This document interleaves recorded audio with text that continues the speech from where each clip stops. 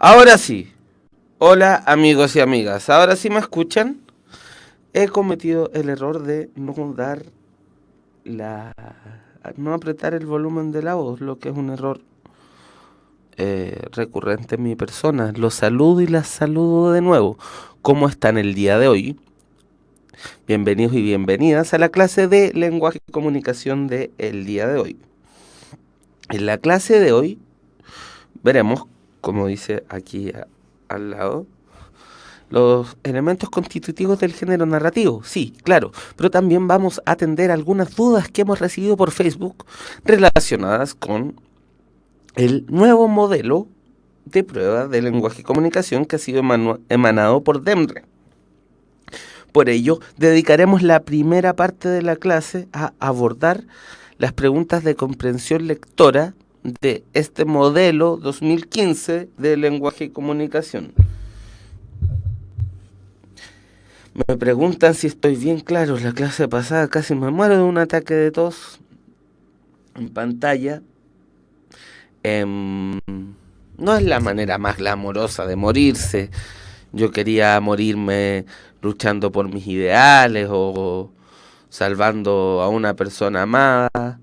No quería morirme de tos, así que debo estar agradecido a los dioses o a Dios, dependiendo cómo lo vean, o a nadie, dependiendo cómo lo vean, como cada uno de ustedes quiera entender lo trascendente, de que no me haya muerto de tos en una clase, porque no era una manera muy glamorosa de morir.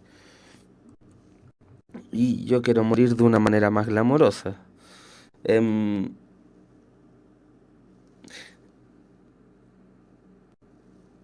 si ya estoy bien, me he mejorado bastante. Tuve un lunes bastante complicado con respecto a la gripe, les diré. Por eso les recomiendo que no sean como yo.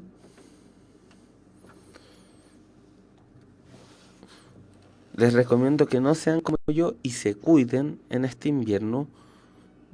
Consejo de abuela, pero tomen propóleo, harta vitamina C.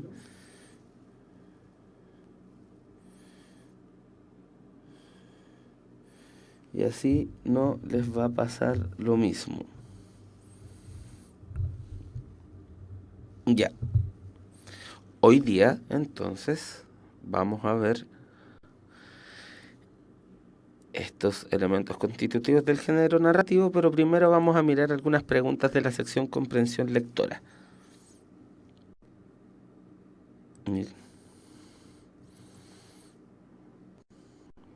Ahí está.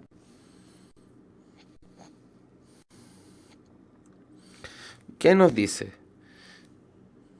Esta sección contiene varios textos de diversas extensiones comprendidos entre las preguntas 26 a 80. Es decir, ¿cuántas preguntas son?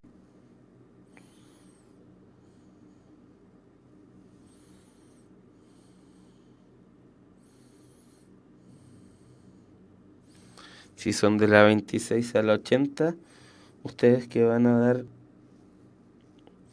la prueba de matemáticas, 54, muy bien. Ya. Son 54 preguntas las que corresponden a esta sección.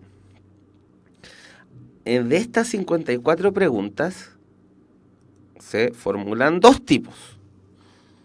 Uno de esos tipos es preguntas de vocabulario, consistentes, cada una en una palabra que aparece subrayada en el texto, seguida de 5 opciones, una de las cuales usted elegirá para reemplazar el término subrayado según su significado y adecuación al contexto, de modo que no cambie el sentido del texto aunque se produzca diferencia en la concordancia de género.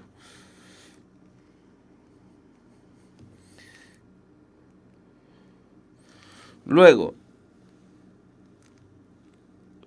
preguntas de comprensión de lectura.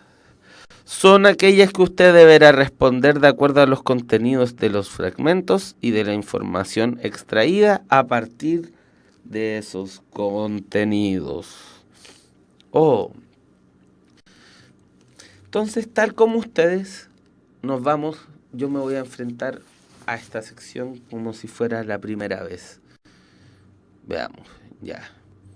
Supongamos que ya resolvimos esta, para los cuales ustedes tuvieron una clase, un día en que una profesora muy competente y simpática me reemplazó y vieron plan de redacción y conectores. Lo podemos volver a ver.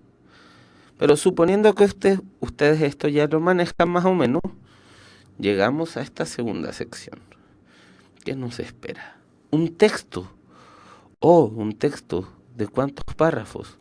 Son 10 párrafos. Observemos primero. ¿Cuál es el título? Texto 1.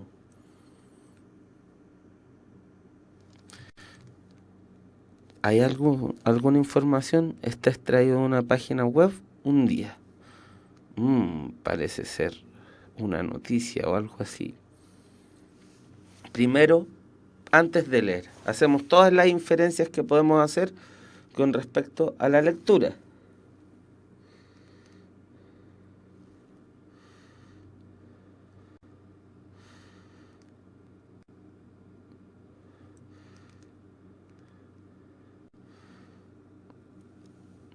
Entonces, empezamos con ella.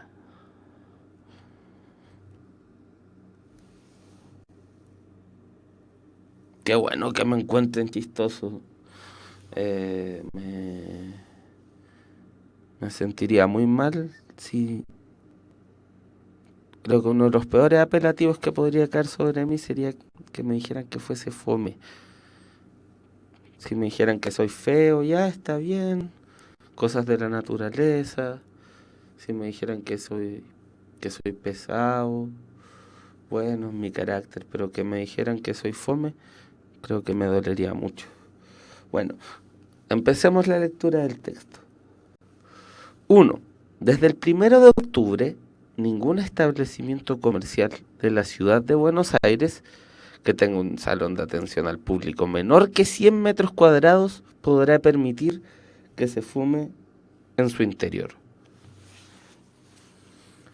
Y aquellos locales porteños que tengan un salón mayor que 100 metros cuadrados deberán destinar un lugar especial que no supere el 30% de la superficie total del comercio, con ventilación adecuada, para que los fumadores puedan hacerlo sin molestar al resto de los clientes. Gracias, Pancha Berríos, por dar el link bien enviado. Seguimos con el párrafo 3. Gracias a la normativa, los dueños de locutorios, cibercafés, shoppings, galerías comerciales, cabinas telefónicas, gimnasios, restaurantes, bares y demás espacios cerrados de acceso al público de la capital federal deberán advertir a sus clientes de la existencia de la nueva ley de prohibido fumar, que estará vigente dentro de 6 días y que multará a los infractores.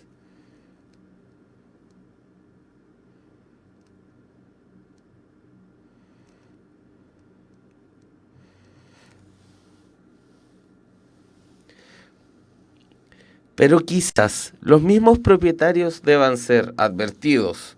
Es que la mayoría de ellos prácticamente desconocen la existencia de la ley. Según un relevamiento realizado el último 30 de agosto por un equipo de trabajo de la diputada Paula María Bertol, que incluyó a 70 establecimientos de los barrios de Congreso, Once, Montserrat, Valvanera, San Cristóbal, Barrio Norte, Recoleta, Retiro y Palermo, existe un absoluto desconocimiento de los alcances de la normativa debido a la falta de difusión del gobierno de la ciudad.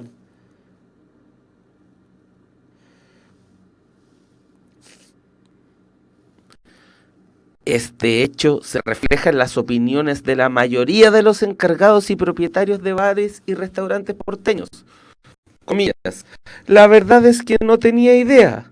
Me enteré ayer en Rosario, ciudad en la que se acaba de implementar una regulación parecida y que ya causó revuelo en el sector gastronómico, contó Ariel Oliva, dueño de Opción, un restaurante situado en el microcentro porteño que atiende la demanda de miles de consumidores por día.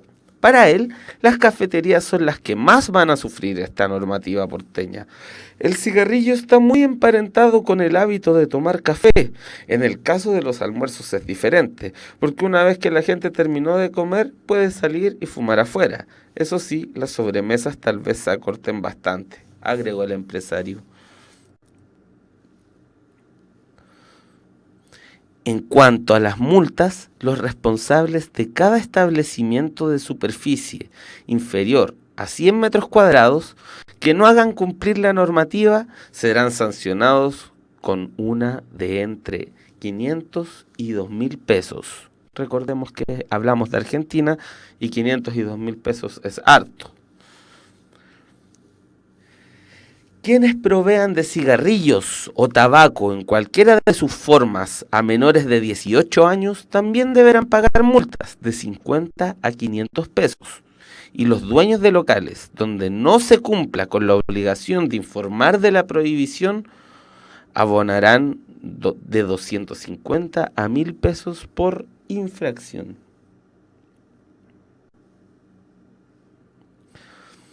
Sin excepciones, aquel establecimiento que registre 3 multas consecutivas en el término de un año será sancionado con la clausura por 30 días. La ley exceptúa de la prohibición a los clubes para fumadores de tabaco y las tabaquerías con áreas especiales para degustación, a centros de salud mental y centros de detención penal o contravencional, y a salas de fiesta cuando sean utilizadas para eventos privados.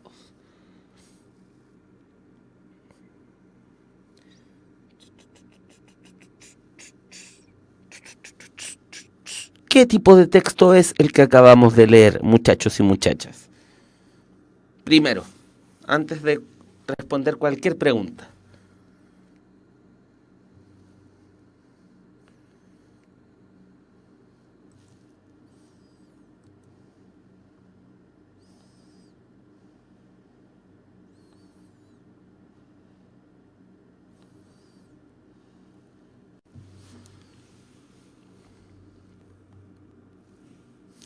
informativo, expositivo, en efecto, es un texto expositivo y dentro de los textos expositivos cumple también con ser un texto periodístico, pues está destinado a transmitir información que es contingente y relevante para una comunidad determinada, a saber, la comunidad argentina, bonaerense.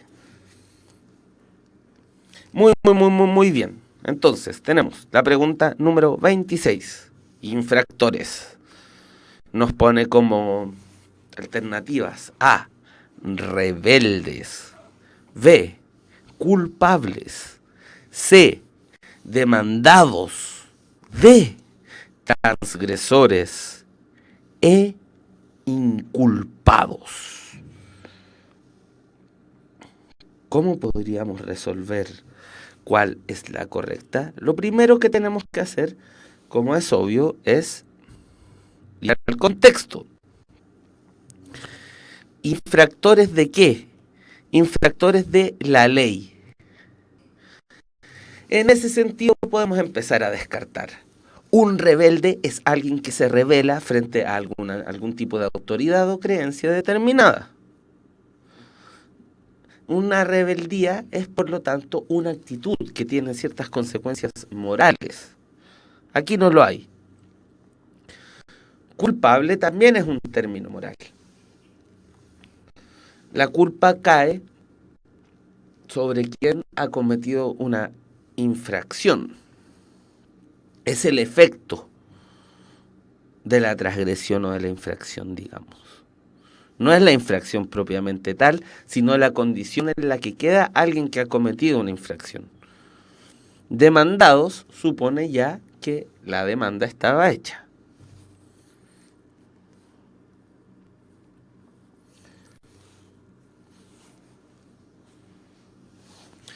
Transgresores. transgredir algo es pasar a llevar algo. Transgresores pareciera ser, como ustedes ya lo están diciendo, un intercambio correcto a la palabra infractores, porque inculpados también supone ya que el juicio fue hecho y que los inculparon de haber transgredido aquella ley de la cual se nos está anunciando en la noticia. Por lo tanto, de entre las alternativas que tenemos disponibles, resulta a todas luces claro que la alternativa correcta, que reemplaza denotativa y connotativamente infractores en su contexto, es D, transgresores. ¿Están de acuerdo o no están de acuerdo?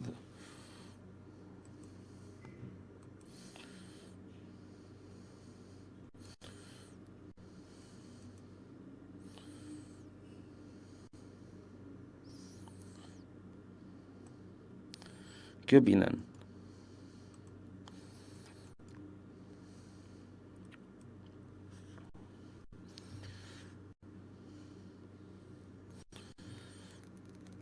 Yo quiero saber qué opinan.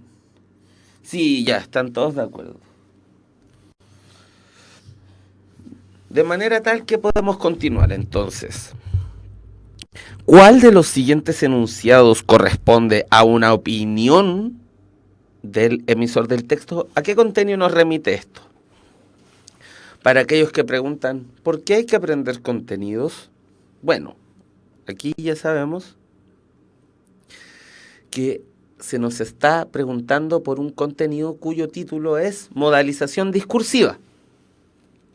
Y tiene que ver con cómo en la forma de enunciar puedes orientar lo que estás diciendo a que aparezca como un hecho o aparezca como una opinión, y por lo tanto significa poder diferenciar entre hechos y opiniones.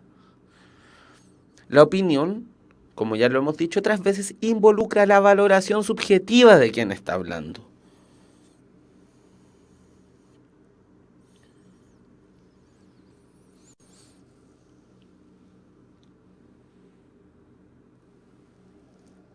A. Quienes provean de cigarrillos o tabaco en cualquiera de sus formas a personas menores de 18 años también deberán pagar multas de 50 a 500 pesos. No, eso es un hecho, se está indicando una propiedad de la ley que se está examinando aquí. B. Ningún establecimiento comercial de la ciudad de Buenos Aires podrá permitir que se fume en su interior. Idem, es un hecho. C. Existe un absoluto desconocimiento de los alcances de la normativa debido a la falta de difusión del gobierno de la ciudad.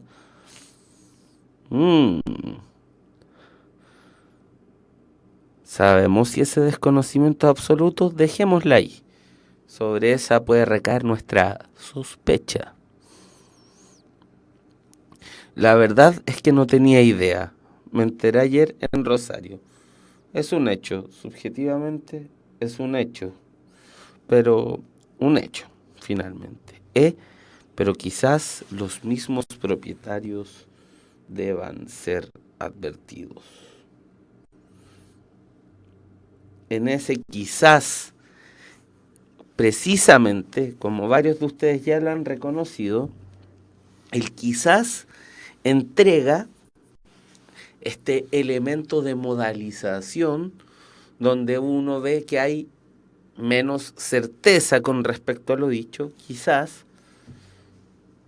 de manera tal que nos acercamos más a la emisión de una opinión que a la de un texto. Tal como ya lo dijo José DZ98, la E, ya que quizás es un modalizador de opinión. Así que, ¿para qué sirve la materia? ¿Cómo va a entrar la materia? ¿Ya no están las primeras 15 preguntas? No, sí está la materia. Bueno, y materia está mal dicho, se dice contenidos. Eso me lo enseñó Nico Melgarejo, el profe de matemáticas. Pero yo siempre me equivoco y sigo diciendo las cosas como en el pasado.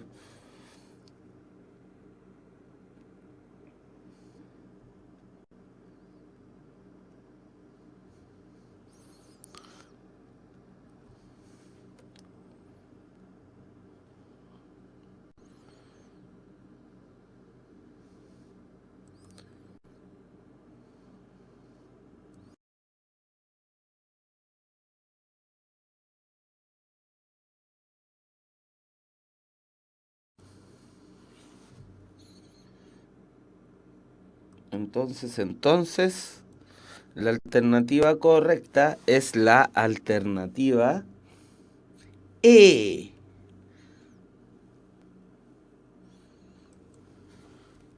De entretención.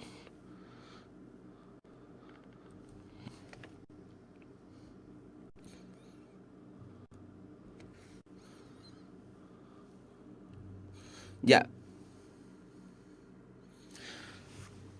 La pregunta 28. De acuerdo con lo expresado en el texto anterior, el emisor afirma que A. Tanto los locatarios como los clientes desconocen la normativa de la ley antitabaco. B.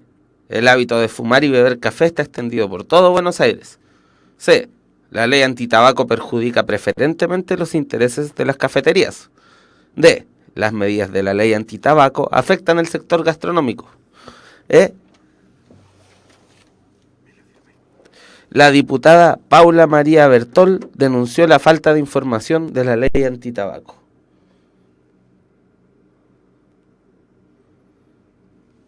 A ver. Esto nos pide sintetizar la opinión explícita del emisor. ¿Cuál creen ustedes que es la correcta?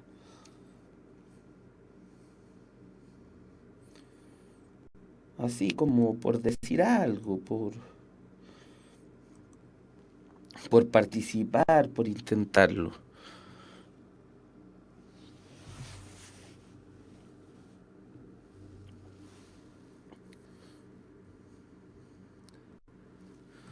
¿Les parece que el texto está muy lejano? ¿Puedo subir?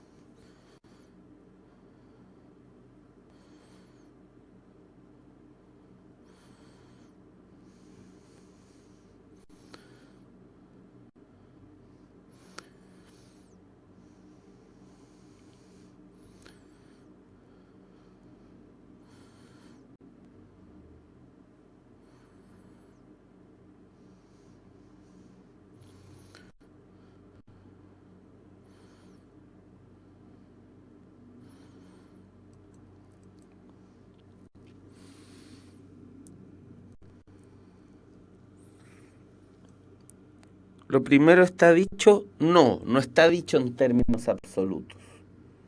¿Cierto? Hay locatarios y hay clientes que desconocen, pero no en términos absolutos. El segundo es un enunciado que no aparece por ninguna parte. La D dice que afecta al sector gastronómico. Pero el tipo que aparece hablando dice que no afecta tanto a la gente que va a almorzar, porque la gente que va a almorzar después puede ir a fumarse su puchito a otra parte. La diputada no denunció la falta de información. Lo que se ajusta a lo que dice el texto es la C. La ley antitabaco perjudica preferentemente los intereses de las cafeterías. Por eso la dejamos como correcta y dejamos como pregunta desafío la pregunta 29, que es una pregunta de síntesis de los párrafos quinto y sexto. Vamos a dejarla como pregunta desafío, no sin antes darles el siguiente mensaje. Los espíritus emprendedores conocen la importancia de un buen discurso. La Universidad para los Espíritus Emprendedores. Más información en umayor.cl. Y con esto nos vamos a la pregunta de desafío,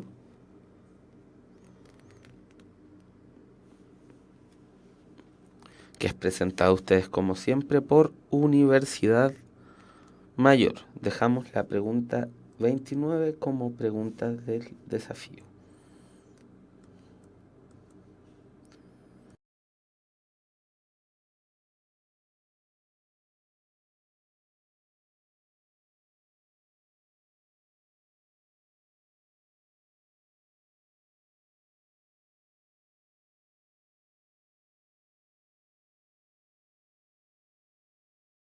Recuerden, vuelvo en 10 minutos.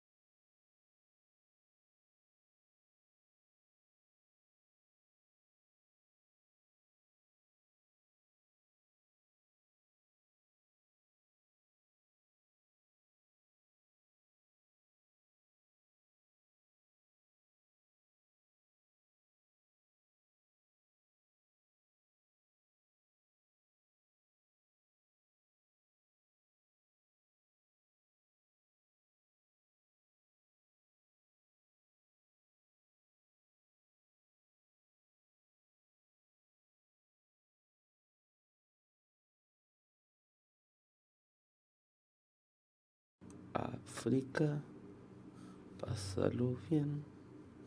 Hay elefantes y jirafas también. 5 minutos y volvemos. África, pásalo bien. Hay elefantes y jirafas también.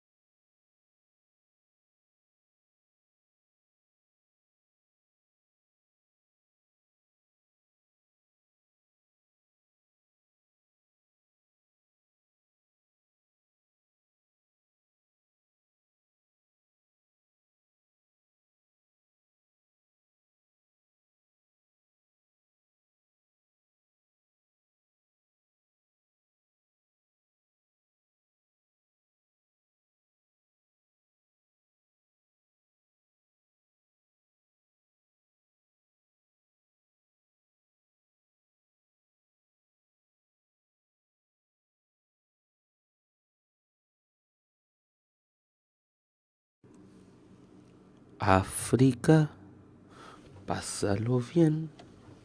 Hay elefantes y jirafas también. Hemos vuelto con la pregunta desafío.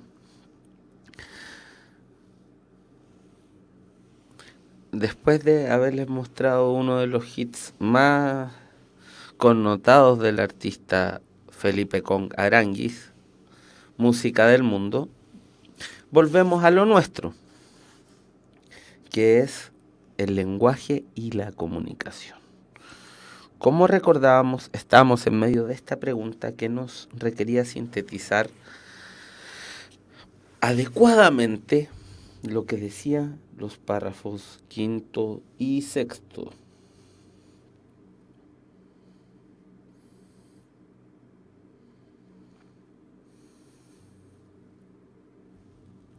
¿Qué decía el párrafo quinto y sexto? Leámoslo. Párrafo quinto.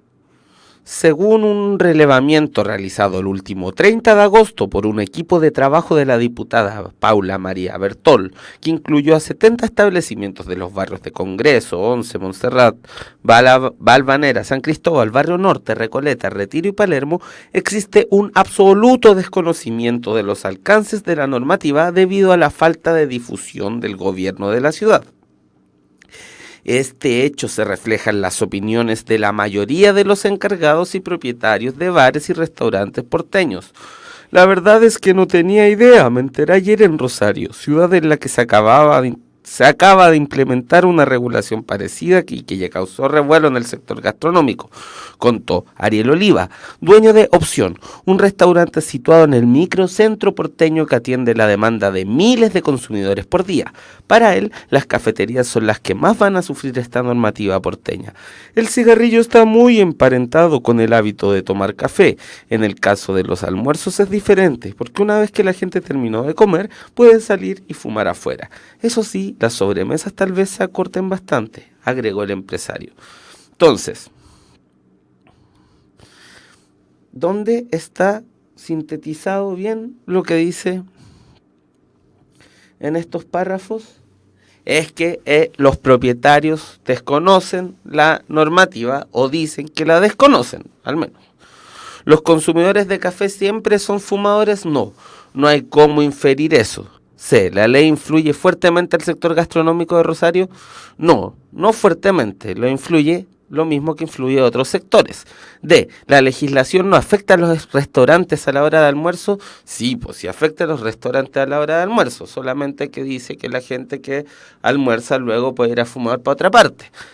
Los dueños de locales de comida están descontentos con la decisión legal. No aparece afirmado explícitamente. Lo que aparece afirmado explícitamente es que desconocen la ley. Así que la alternativa correcta era la A de África. Pásalo bien. Hay elefantes y jirafas también. Vemos la 30.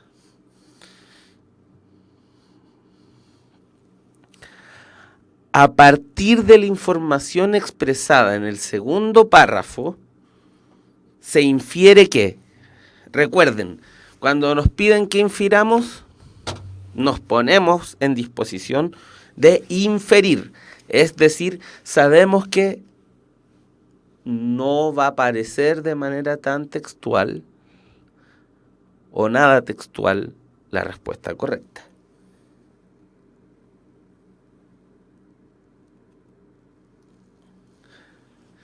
De tal manera que cuando nos piden que infiramos, predispongámonos a eso. Cuando nos dicen, el texto afirma que, ahí no hay que inferir, ahí hay que ser literales. Siempre hay que tener esos cuidados, esos resguardos, saber cuándo podemos ir más allá y cuándo no. Ser respetuosos con la PSU del lenguaje. Pero aquí la PSU del lenguaje nos dice, infiere, y uno entonces se pone en disposición de inferir. Sí, lo del marketing. Se va ese y vuelvo yo.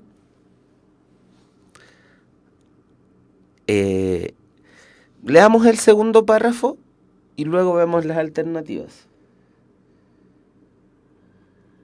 No Elifunk, si en el texto dice inferir y la respuesta sale textual, puede ser que tú y los que hicieron la PSU tengan una concepción distinta de la inferencia o que sea una inferencia demasiado fácil.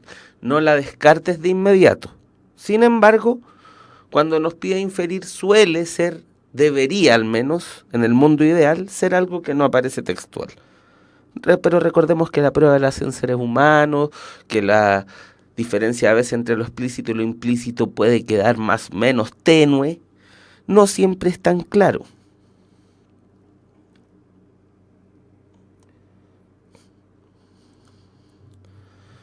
El párrafo 2, ¿qué decía? Decía, y aquellos locales porteños que tengan un salón mayor que 100 metros cuadrados deberán destinar un lugar especial que no supere el 30% de la superficie total del comercio con ventilación adecuada para que los fumadores puedan hacerlo sin molestar al resto de los clientes. ¿Cuáles son las alternativas? A. Aproximadamente el 70% de cada local corresponde a zona de no fumadores. B. Aquellos locales con menos de 100 metros cuadrados serán destinados solo para fumadores.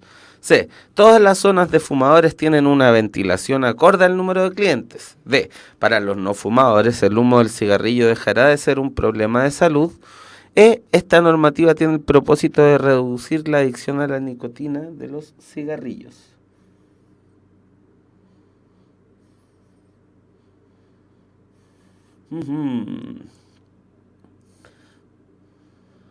África, pásalo bien.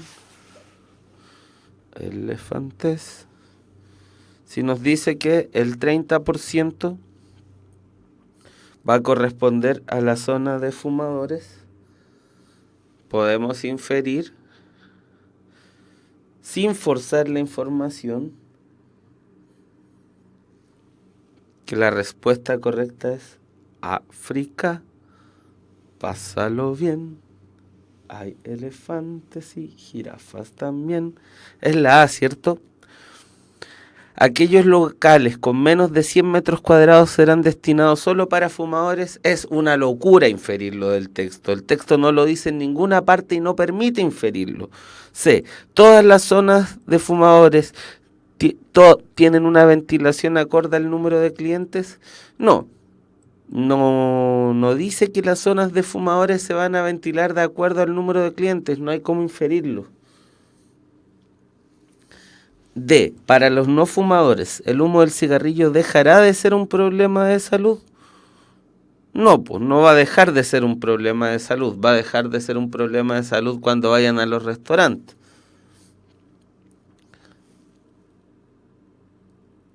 E. ¿Esta normativa tiene el propósito de reducir la adicción a la nicotina de los cigarrillos? No sabemos cuál es el propósito de la normativa, si no sabemos en qué consiste la normativa nomás.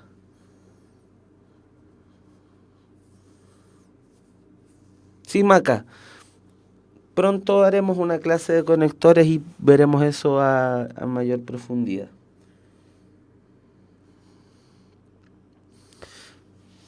Y terminamos con la última pregunta de esta lectura.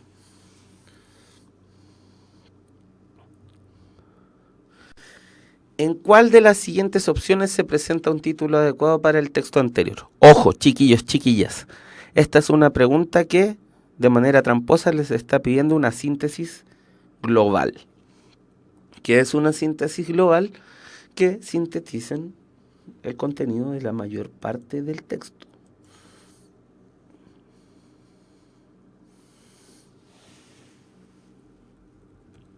Piénsenlo.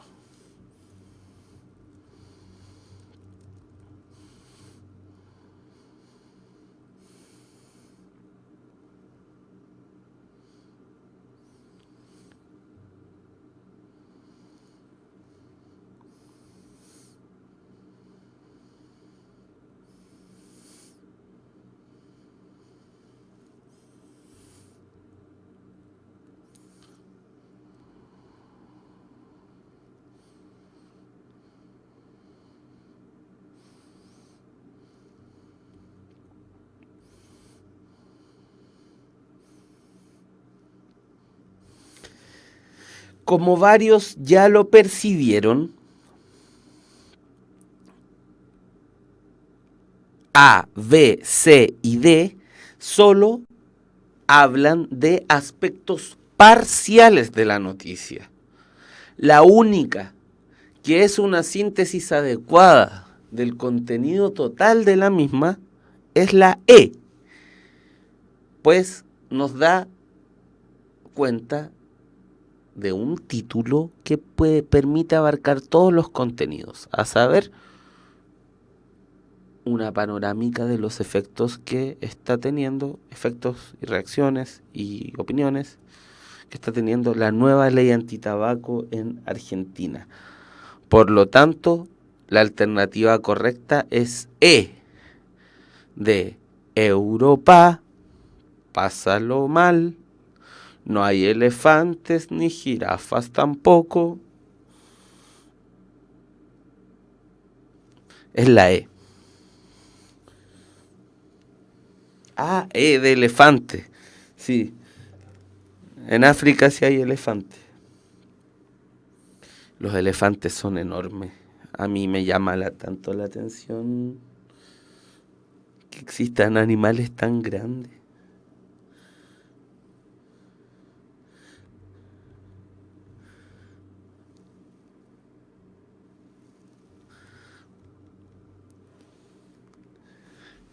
¿No les parece sorprendente que existan animales tan grandes como los elefantes?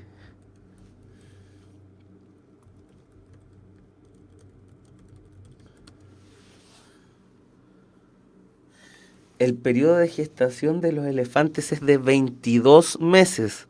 El de un ser humano es de 9 meses. El de elefante es de 22 meses. ¿Cómo no va a ser divertido África?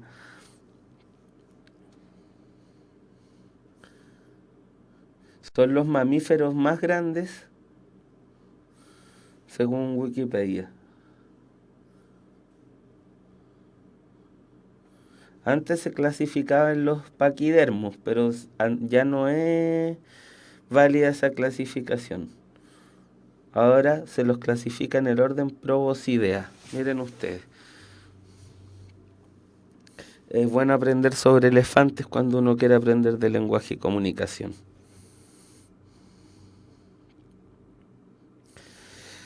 Entonces, dejamos hasta aquí esta parte del asunto. Vamos a seguir la próxima clase indagando en la sección de comprensión lectora. No se preocupen, el mundo no se acaba, queda harta vida por delante. Espero seguir presente la próxima clase para poder continuar en este proyecto, y si yo no puedo seguir en este camino, seguirá otra persona, etcétera, etcétera, etcétera. Pero ahora, ya habiendo tratado de calmar un poco las inquietudes que tienen ustedes con respecto a este modelo, vamos a seguir, recuérdenlo. Vamos a ir a los contenidos que teníamos para el día de hoy. Para ello, tengo que encontrarlos primero.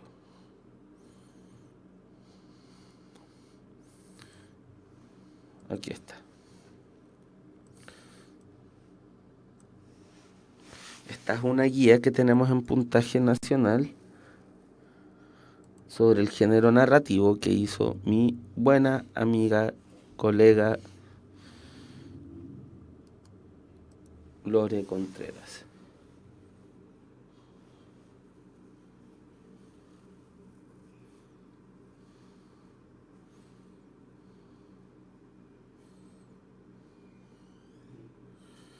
Entonces empezamos con... ¿ustedes creen que yo me estoy yendo? No, no me estoy yendo. Falta media hora de clases todavía. Y si quieren me puedo quedar algunos minutos más. Lo que yo estaba diciendo que quedaba hasta ahí era la parte de revisión del modelo de la prueba. Ahora vamos a seguir viendo contenidos. Como la clase pasada vimos contenidos de género lírico, sobre todo las figuras literarias. Qué entretenido fue ver las figuras literarias. Yo me pongo tan feliz cuando leo poemas, pero eso sí tenía mucha tos, pues casi me muero en vivo y en directo.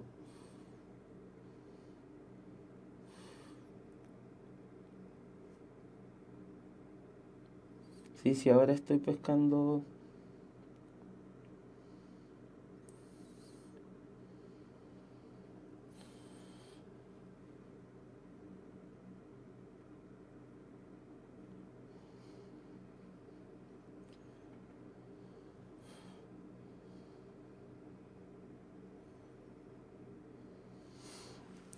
No, pues si no me iba a ir. Miren, estas dos citas. Dialoguemos un poco. Los libros tienen los mismos enemigos que el hombre. El fuego, la humedad, los animales, el tiempo y su propio contenido. Del escritor francés Paul Valéry.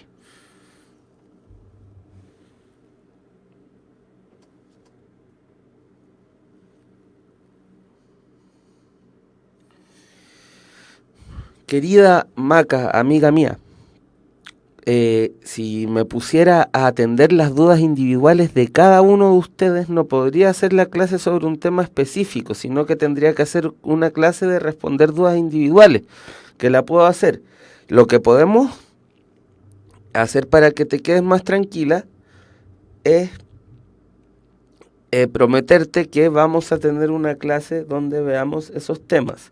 Lo que tú estás diciendo, sí, es cierto, son formas de ordenamiento correctos del plan de redacción.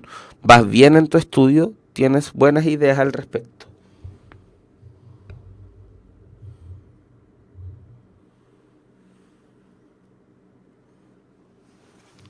Miren, qué bonito esto.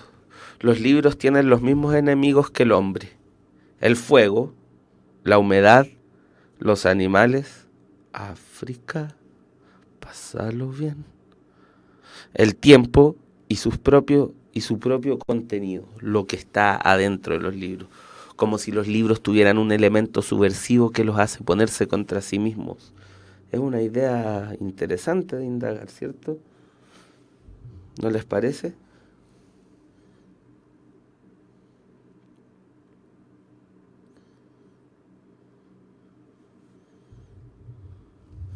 Luego, esta cita de uno de mis escritores favoritos, Jorge Luis Borges. Borges Luis Borges. De los diversos instrumentos inventados por el hombre, el más asombroso es el libro. Todos los demás son extensiones de su cuerpo. Solo el libro es una extensión de la imaginación y la memoria. ¿Qué les parece esa?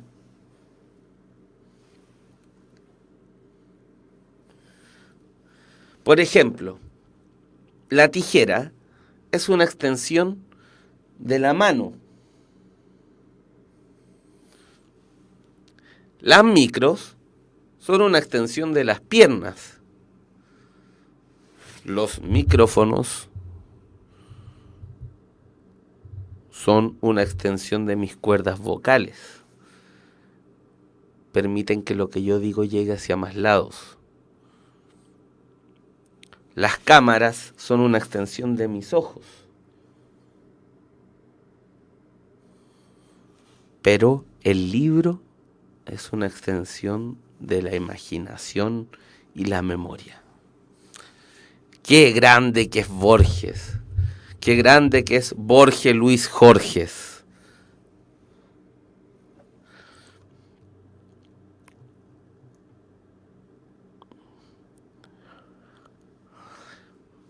Ya, introduzcámonos en el género narrativo. Ya vimos cosas del género lírico. Ahora vamos a ver cosas del género narrativo. Leamos. El acto de narrar es un procedimiento comunicativo cotidiano. Incluso podríamos afirmar que es algo común a los seres humanos. desde hace miles de años que la humanidad narra, no solo como literatura, sino también como una forma de explicarse el mundo a través de los mitos o para conservar la memoria histórica de los pueblos. Narrar. ¿Se acuerdan que hace unas clases atrás definimos lo que era literatura? ¿Lo recuerdan o no?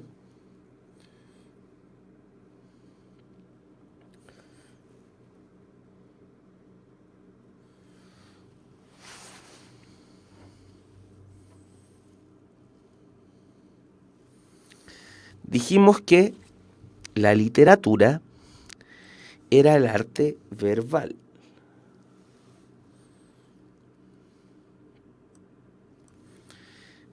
¿Qué significaba el arte verbal? Dijimos, hay artes que empleaban, o sea, todas las artes necesitan un medio de expresión.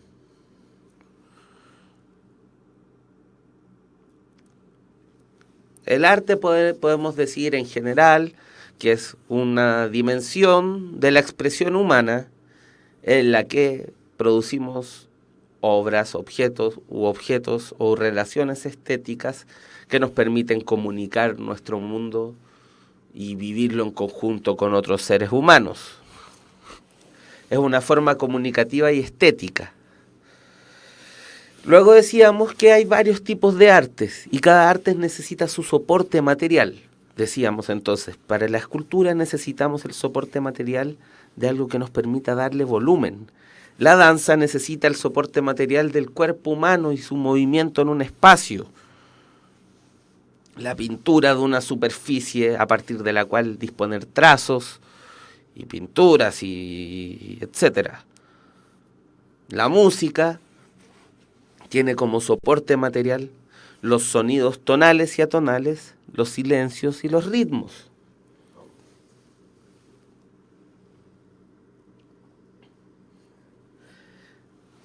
La literatura tenía como soporte material la palabra. Era el arte verbal.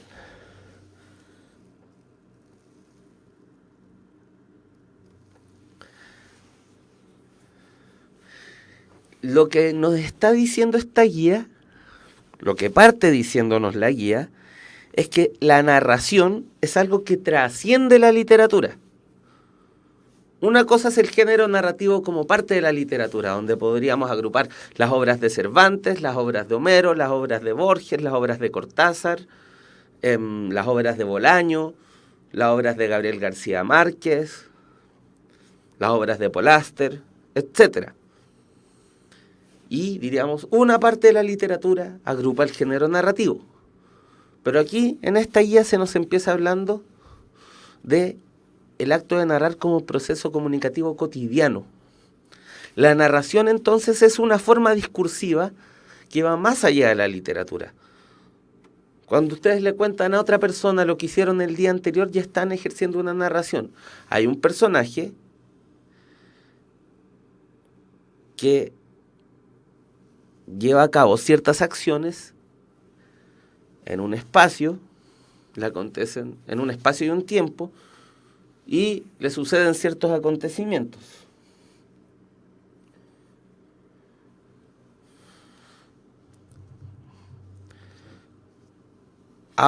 Pero ahora, entonces dice, piensa en tu día a día. En el colegio, más de alguna persona con la que te encuentras en un día te preguntará, ¿qué has hecho hoy? ¿Qué hiciste el fin de semana? ¿O qué pasó ese día? ¿O serás tú el que, en cambio, le hagas esas preguntas a tu interlocutor? Por eso es que el género narrativo no es algo a lo que nos enfrentemos sin conocimiento alguno. Es decir, podemos entrar con cierta facilidad a la mayoría de los relatos porque somos nosotros mismos narradores en nuestro cotidiano. Paul Auster tiene un libro excelente que se llama Leviatán y otro libro excelente que se llama Trilogía en Nueva York.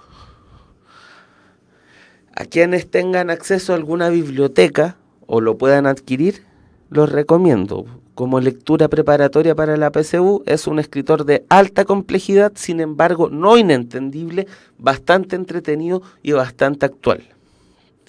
Les recomiendo Trilogía en Nueva York. Son tres novelas.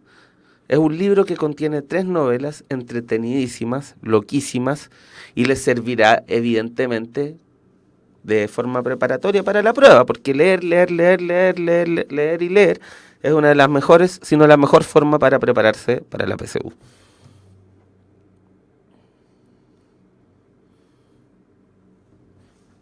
Hobbes también escribió un libro que se llama Leviatán. Paul Auster también escribió un libro que se llama Leviatán. Y no por casualidad tiene el mismo nombre. Buena Danke. Danke es una persona muy culta.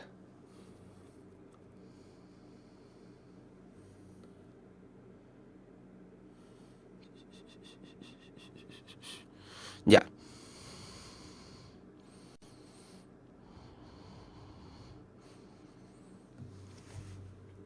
Ahora que hablamos de la narración en general, vamos a hablar de la narración en términos específicamente literarios.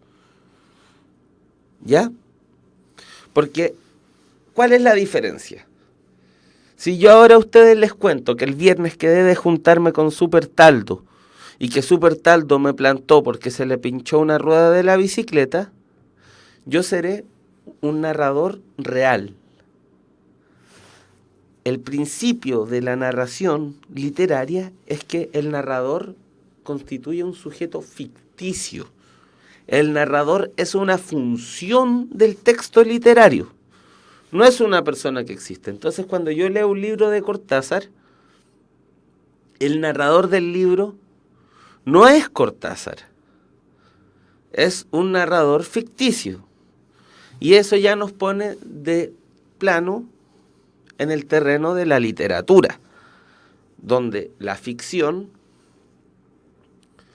es decir, el relato de aquello que no es histórico, no es factual, sino que está hecho con la imaginación, no, por eso no es verosímil. Verosímil quiere decir que podría ser verdad, pero no es verdad. O no es factual en el sentido de que no aconteció.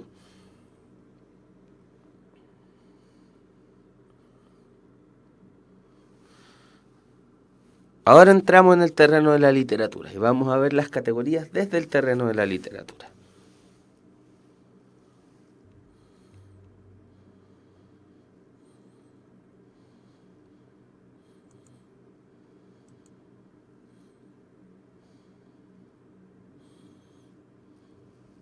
África, pásalo bien. Hay elefantes y guitarras también.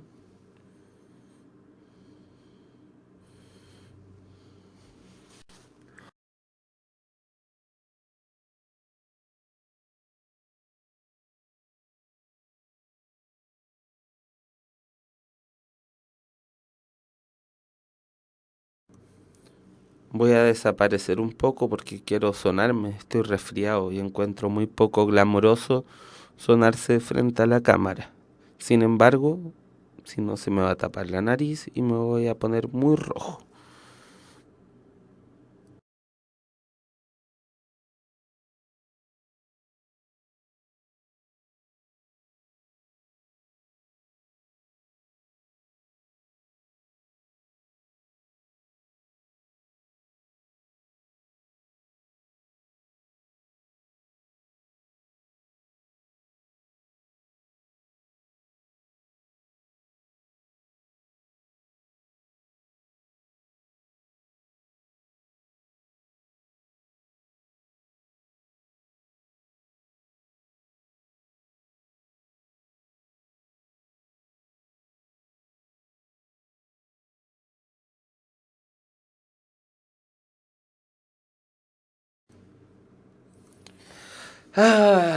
Con mis vías respiratorias completamente despejadas vuelvo. Vamos a definir qué es una narración en términos literarios. Diremos, consideraremos la narración literaria como qué, el relato de una serie de acontecimientos por un ente ficticio llamado narrador, los cuales suceden en un lugar y tiempo específicos y son producidos y o padecidos por los personajes.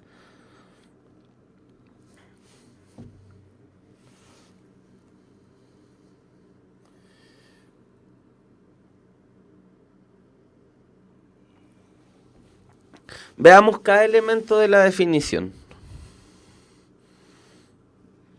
Una narración literaria es el relato.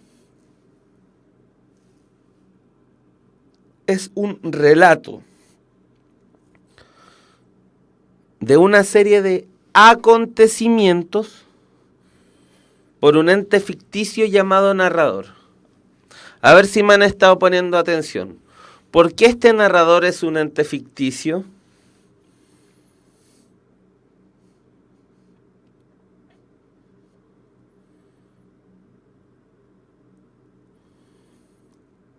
Amigos, amigas,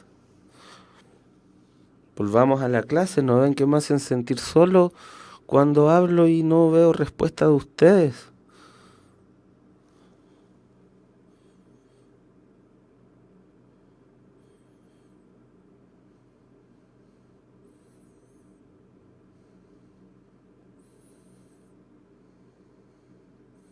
Porque es una creación del autor.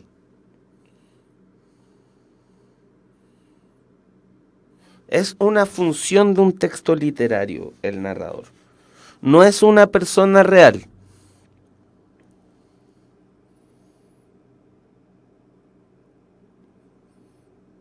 Perfecto, Patricio. Me encantó lo que dijiste, porque desaparece cuando uno termina de leer un texto.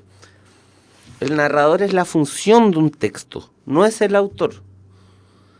Entonces, cuando yo leo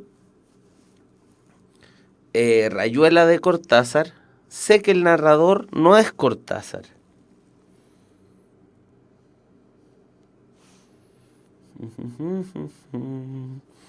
Ya. ¿Qué es lo que narra este narrador? Narra acontecimientos. Y estos acontecimientos suceden en un lugar y en un tiempo. ¿Y por qué creen ustedes que dicen que estos acontecimientos son producidos y o padecidos por los personajes? ¿Quién me da una respuesta a eso?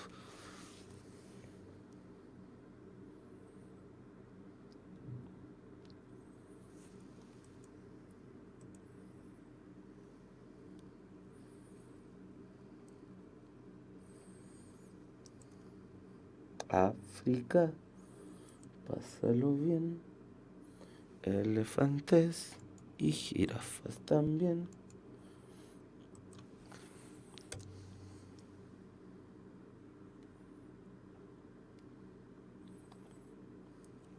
África. ¿Por qué los acontecimientos pueden ser o producidos o padecidos?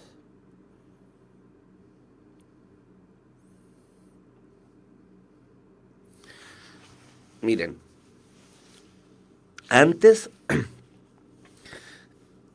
en el vocabulario técnico que se enseñaba antes, se decía que en un relato se relataban acciones. Pero la acción siempre supone un sujeto que la hace. ¿Cierto? Entonces, si yo salgo de mi casa y empieza a llover y me mojo entero, eso no es una acción completamente mía. Entonces se descubrió que el término de decir las acciones no era adecuado, que decir que un relato se componía de acciones no era adecuado. Uno dice que un relato se compone de acontecimientos. Y luego, sabiendo que un relato se compone de una serie de acontecimientos, podemos decir que son o producidos y o padecidos. Por ejemplo, si salgo a buscar la espada que me va a transformar en el rey de Bretaña, yo estoy produciendo un acontecimiento. Pero si yo vivo la Segunda Guerra Mundial como un civil en una ciudad, en un pueblo pequeño de Francia, son acontecimientos que estoy padeciendo, en el sentido de que me están pasando. Por lo tanto,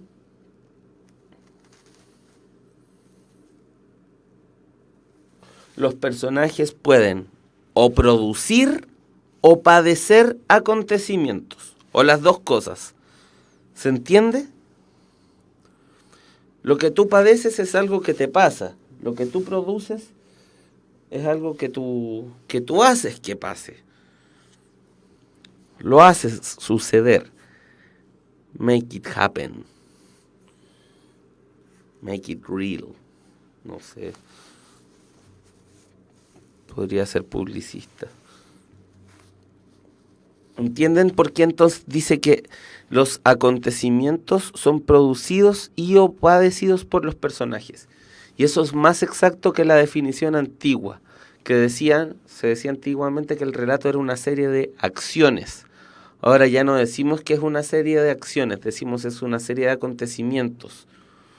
Porque las acciones siempre suponían que los personajes las producían, pero no siempre las producen, a veces las padecen. Es importante que sepan eso. O sea, para mí es importante. Pero yo creo que todo el mundo debería saberlo.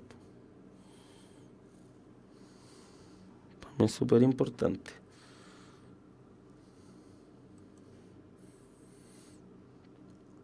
No, me equivoqué. Ahí estamos. Ahí están ustedes. Se me confunden las ventanas. Ya. El género narrativo puede expresarse en dos grandes formas. Contemporáneamente, con respecto a las formas clásicas como la leyenda, el mito, etc., las fábulas, tenemos más. En la contemporaneidad reconocemos dos.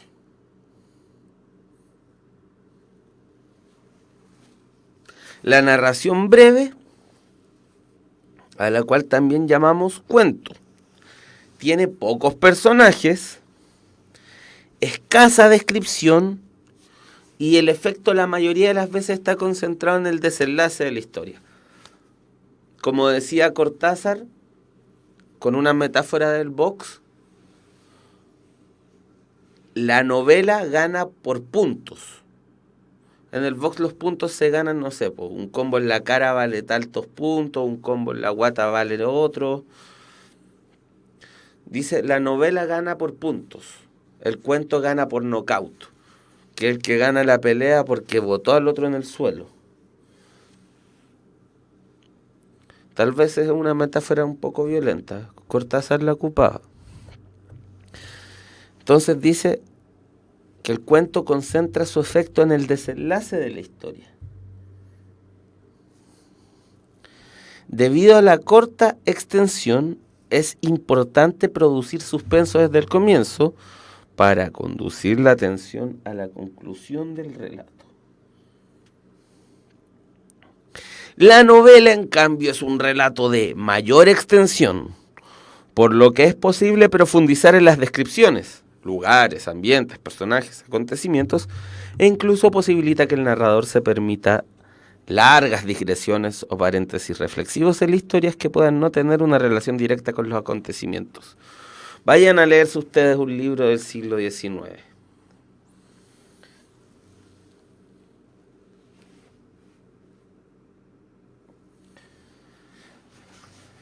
Los narradores opinan y opinan, opinan y opinan y opinan.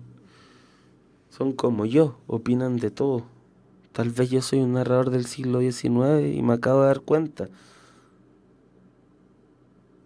No estoy viviendo en mi época. Qué terrible, debo eliminar ese pensamiento de mi mente y mejor dedicarme a continuar con esta clase.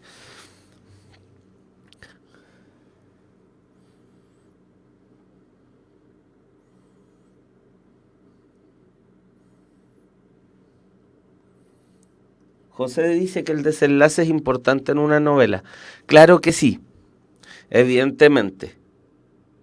Pero en el cuento cumple una función estructural mucho más fundamental. El cuento está, no siempre, pero gran parte de las veces organizado en torno al final.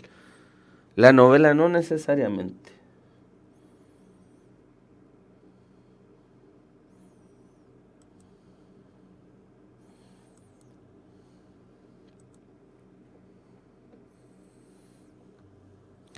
Miren, como tenemos que terminar, veamos que ya reconocimos los elementos constitutivos del género narrativo.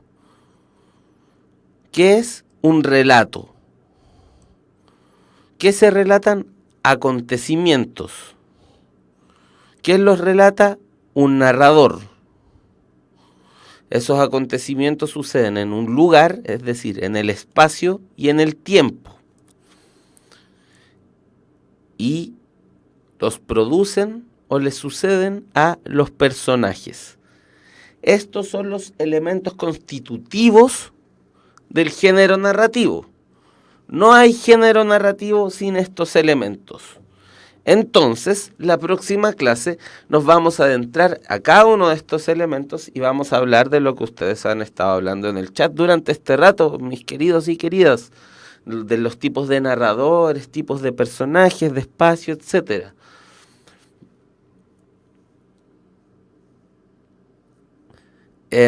Por ahora entonces es tiempo de poner fin a esta clase, pero no sin antes darles este mensaje. Los espíritus emprendedores saben que siempre están comunicando. Universidad Mayor, la universidad para los espíritus emprendedores. Más información en umayor.cl.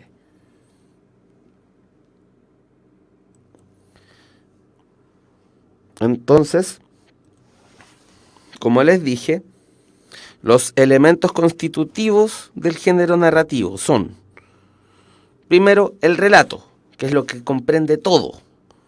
El relato está compuesto de... El relato es el todo. Este todo está compuesto de partes. Esas partes son los acontecimientos. Son relatados por un ente ficticio, y recuerden, es ficticio porque no es lo mismo que el autor. En un cuento de Cortázar, no es Cortázar el que nos habla, es el narrador del cuento.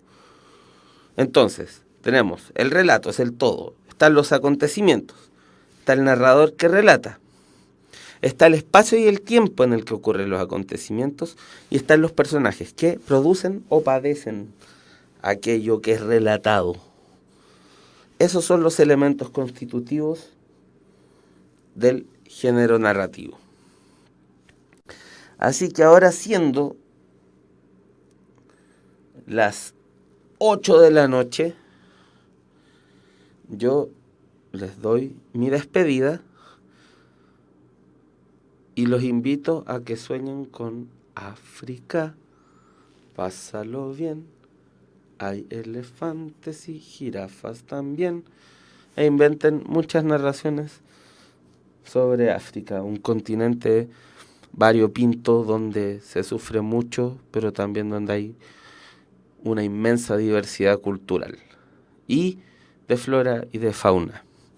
Nos vemos el próximo miércoles. Les deseo que estén muy bien. Y cuídense y lean harto. Lean los libros de Paul Auster que les recomendé. Trilogía en Nueva York. Es entretenidísimo. Es realmente un libro entretenido. Son 3 novelas en verdad.